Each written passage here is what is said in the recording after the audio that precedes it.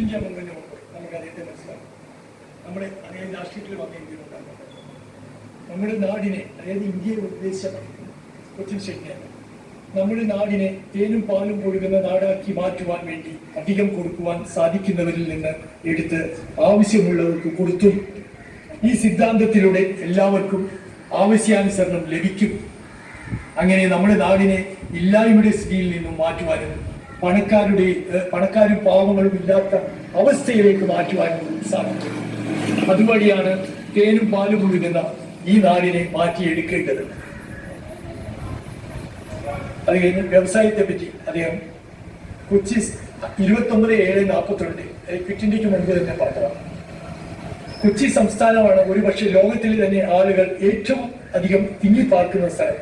അതുകൊണ്ട് പുരോഗമനത്തിന് വ്യവസായവൽക്കരണം അത്യന്താപേക്ഷിതമാണ്. കൊച്ചി സംസ്ഥാനത്തിൽ മോശമായ മേൽനോട്ടമാണ് നമ്മുടെ ശാപം. കൊച്ചിയിൽ മാത്രം എന്തുകൊണ്ടാണ് വ്യവസായം വരാത്തത് എന്നത് എനിക്കറിയാൻ പാടില്ല. തക്ക ആളെ തക്ക ഇടത്തിൽ വെക്കുക, എല്ലാ തെറ്റും കഴിവിന്റെ സിദ്ധാന്തത്തിൽ നിന്നും വ്യതിചരിച്ച് വേലയ്ക്ക് ചുമതലപ്പെടുത്തുന്നതിനാലാണ്. കഴിവ് നോക്കാതെ വേലയ്ക്ക് വെക്കുന്നതിനാലാണ് എല്ലാ തെറ്റും എന്നാണ് അന്നേ ക്ലിയറായിട്ട് പറയുന്നത്. അതുകൊണ്ടാണ് വ്യവസായം നടക്കാത്തത്. ഇന്നും നമ്മൾ പറയുന്ന സമരം മാത്രമാണ്. സമരം തന്നെയാണ് ഒരു കാര്യം. പക്ഷെ അവിടെയും നല്ല ആൾക്കാർ, കറക്റ്റ് ആൾക്കാരുണ്ടെങ്കിൽ ഈ സമരം ഉണ്ടാകത്തില്ല. ഇപ്പൊ നമ്മൾ നോക്കിയാൽ മനോരമയിലൊക്കെ സമരം ഉണ്ടാകുന്നുണ്ട്. അവരിപ്പം വളരെ പുറകിൽ ഒന്നാമതായി MRF നോക്കി സമരം ഒരു തവണ ചുറ്റും ഉണ്ടായി.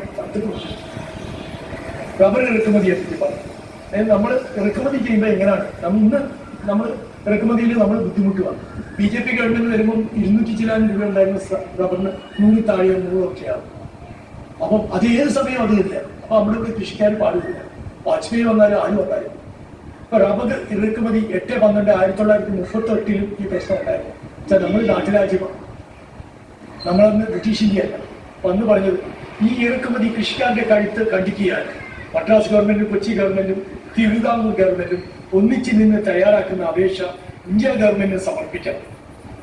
ബ്രിട്ടീഷ് ഇന്ത്യയോട് ചേർന്നെന്ന് നമ്മൾ രണ്ടുപേരും കൂടെ, എന്ന് വെച്ചാൽ നമ്മളെ ആൾക്കാർ അങ്ങോട്ടും ഇങ്ങോട്ടും ഒരേ ഭാഷ പറഞ്ഞാലും മനസ്സിലാകുന്നതാണ്. തമിഴും മലയാളവും ഒക്കെ ഒരുപോലെ പറഞ്ഞാലും മനസ്സിലാകുന്നതാണ്. ഇന്ത്യ ഗവൺമെന്റിന് സമർപ്പിക്കണം. അങ്ങനെ ഒരുമിച്ച് പ്രതിനിധീകരിക്കുമ്പോൾ ഞാൻ മനസ്സിലാക്കുന്നത് അത് കൂടുതൽ ഫലം ചെയ്യുമെന്നാണ്. നമ്മൾ അതുപോലെ കൂടുതൽ അവരുടെ മറ്റുള്ള MPs നമുക്ക് വേണ്ടി സംസാരിക്കും. നമ്മൾ അവരോട് കോൺടാക്ട് ചെയ്യുക. റിവിഷൻ ഓഫ് ടെനൻസി ലെജിസ്ലേഷൻ, അതായത് കുടിയാന്മാരുടെ നിയമം റിവൈസ് ചെയ്യാനായിട്ട് മാറ്റാനായിട്ട് റെസൊല്യൂഷൻ നമ്പർ 26 12/2/42 കൊച്ചി പാട്ടം ടെനൻസി അമെൻമെന്റ് ആക്ട് എന്നതാണ്. പുതുക്കുന്ന ഫീസ് കുറയ്ക്കുവാനും ആ കൃഷിക്കാരുടെ പാട്ടം ഒരു ചിലരുടെ കയ്യിൽ നിന്ന് ഫലങ്ങളായി വാങ്ങുമ്പോൾ അളവിൽ വ്യത്യാസം വരുത്തുന്നതിനെതിരെയും തൂക്കം നോക്കാതെ ചാക്കൊക്കെ നിർത്തുമ്പോൾ പാത്രത്തിൽ കഴിക്കുന്നു അമർത്തി വാങ്ങുന്നതിനെതിരെയായിരുന്നു. പിന്നെ കൊച്ചിൻ റിലീഫ് അമെൻമെന്റ് ആക്ട് എന്ന് പറഞ്ഞ അതിന് മുമ്പ് 26/42 അത് കടങ്ങളും പാട്ടത്തുകയും കൃഷിക്കാർക്ക് വെട്ടിക്കുറയ്ക്കുന്നതിനും കൊണ്ടുവന്നതാണ്. പാട്ടത്തുകയും കുറയ്ക്കണം, കടങ്ങളും കുറയ്ക്കണം. നമ്മൾ വെട്ടത്തിയ മത്തായിയാണ് അവതരിപ്പിച്ച ഈ മോസ്റ്റ് ഫേമസ് ബില്ലുകൾ 3 ഈ 2 നമ്മൾ ഗൂഗിളിലൊക്കെ അടിച്ചു നോക്കിയാൽ കാണുന്നത്. ഒന്ന് പെരുമ്പാട്ട കുടിയാൻ ബിൽ, അതായത് വെട്ടത്തിയ മത്തായി 3/3/1943 അവതരിപ്പിച്ച ഇത് ആക്ടായി മാറി 3/3/43. ഇതുമൂലം കുടിയാന്മാരുടെ വീടിന് ചുറ്റും അതിന്റെ അടുത്തും സ്ഥിതി ചെയ്യുന്ന ഭൂമിക്ക് സ്ഥിരാവകാശം കുടിയാന്മാർക്ക് ലഭിച്ചു. സ്ഥിരാവകാശം കിട്ടണമെന്ന് നേരത്തെ പറഞ്ഞിട്ടുണ്ടായി. അവരെ അത് ലഭിച്ചു. അദ്ദേഹം അവതരിപ്പിച്ച ബില്ലാണ് മാർച്ച് 3 1940. നമ്മളെല്ലാം പറയും കേരള നിയമസഭയിൽ 67 57 അവതരിപ്പിച്ചത്. അതിന് മുമ്പേ വളരെ മുമ്പേ അവതരിപ്പിച്ചു. കുടിയാന്മാരെ അന്യായമായി ഒഴിപ്പിക്കാതിരിക്കുവാൻ 1 മാസം കാലാവധിയുള്ള നോട്ടീസ് കൊടുക്കുവാനും തീരുമാനമായി. ബാങ്കുകളിൽ പണയം വെച്ച കുടിയാന്മാരുടെ സ്ഥലത്ത് അധികമായി വേറെ കെട്ടിടം എന്തെങ്കിലും നമ്മൾ പണി ചെയ്താൽ അതിന്റെ അധിക തുക ബാങ്ക് കണക്കാക്കണമെന്നും നിയമമായി. ബാങ്കിന് നമ്മൾ കൃഷി ചെയ്യാൻ വെള്ളം വേണം. നമ്മൾ ബാങ്കിൽ നിന്ന് കടമാക്കി. അപ്പോൾ വെള്ളത്തിന് വേണ്ടി നമ്മൾ 20,000 രൂപ കടം വാങ്ങി 25,000 രൂപ ചെലവാക്കി. ബാങ്ക് വേഗം നമ്മുടെ കൃഷിക്കാരുടെ സ്ഥലം പിടിച്ചെടുക്കാൻ നോക്കുക 2 വർഷം കഴിഞ്ഞ്. പക്ഷെ നമ്മൾ അധികമായിട്ട് ചെലവാക്കി അത് കണക്കാക്കണം, എന്നിട്ട് വേണം പിടിക്കാൻ.